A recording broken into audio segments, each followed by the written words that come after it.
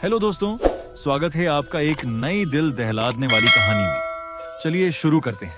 झुंझुने वाला बंदर एक सच्ची कहानी जिसने मौत को आमंत्रित किया। क्या आपने कभी ऐसा खिलौना देखा है जो बच्चों का नहीं हो बल्कि मौत का साथी हो? नहीं ना? पर डेमी ने देखा था और फिर उसकी जिंदगी कभी पहले जैसी नहीं रही। लंदन की एक पुरानी इमारत की तीसरी मंजिल पर डेमी अपनी माँ के साथ रहती थी। सब कुछ सामान्य था, जब तक कि एक दिन उसे अपने बचपन का स्टोर रूम साफ करने की जिम्मेदारी नहीं मिल गई। पुराने खिलौनों के डिब्बे में उसे एक अजीब सा खिलौना मिला, एक बंदर जिसके हाथों में 2 डंडे और बीच में एक छोटा ड्रम था। चाबी घुमाओ तो वो झुनझुना बजाता था, पर यह कोई आम बंदर नहीं था। जैसे ही डेमी ने उसे उठाया, उसे ऐसा लगा जैसे उसे कोई छू कर गया हो, लेकिन और तभी बंदर का झुनझुना अपने आप बजा। डेमी थोड़ा सोच ही रही थी कि उसी वक्त डेमी के फोन पर एक कॉल आया।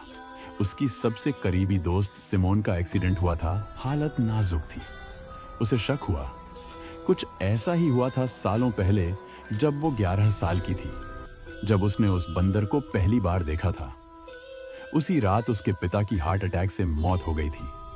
अब हर बार जब वो झुनझुना बजता, कोई न कोई डेमी की जिंदगी से चला जाता। डेमी ने कोशिश की उसे जलाने की, फेंकने की, लेकिन बंदर हर बार लौट आता।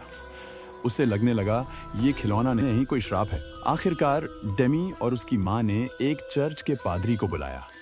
जैसे ही उन्होंने बंदर को देखा, उनका चेहरा पीला पड़ गया। उन्होंने कहा, यह खिलौना नहीं, एक शैतानी आत्मा का वास है इसमें। यह मौत को बुलाता है और इससे पीछा छुड़ाना नामुमकिन है। पादरी ने बंदर को एक पवित्र ताबूत में बंद किया, उसे लॉकेट से सील किया और कहा, अब ये घर छोड़ दो, वरना अगली मौत तुम्हारी होगी। अगली सुबह डेमी और उसकी माँ वो घर छोड़कर चले गए, लेकिन कहानी यहीं खत्म नहीं होती। कुछ महीने बाद जब उस घर में नए लोग शिफ्ट हुए, उनका 8 साल का बेटा स्टोर रूम से खेलते हुए निकला।